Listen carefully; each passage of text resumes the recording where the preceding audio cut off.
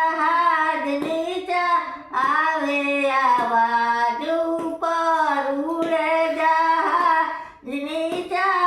आवे आवाज सुना बुसिसिया ऊपर के आवेला हो सुना बुसिसिया ऊपर के आवेला बरमा जी आईनी सिसिया विष्णु जी आवे ने बरमा जी आईनी ऊपर विष्णु जी अरे डमरू बाजावत हमर घोड़ा आवे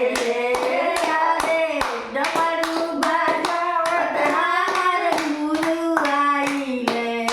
अरे डमरू बाजावत हमर गुरु आइले कहाँ बैठल बमे बारमा विष्णु के कहाँ बैठल बमे बारमा विष्णु जी कहाँ बैठल अपना भोले बाबा के कहाँ बैठल अपना भोले बाबा के अरे डमरू बाजावत हमर गुरु आइल अरे डमरू बाजावत हमर गुरु आइल सुना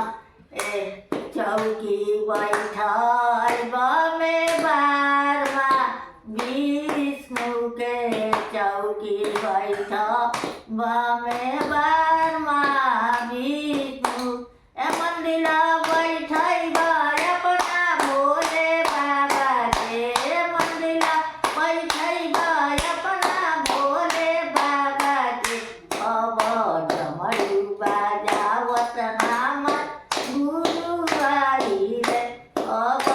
डमरू बाजावत हमर गुरु आइले का भोग लगल बमे बारमा विष्णु के का भोग लग बमे बारमा विष्णु के का भोग लगल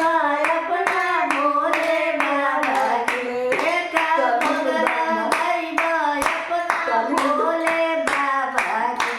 अरे डमरू बाजावत हमर गुरु आइले मेवा मिश्री भोग लग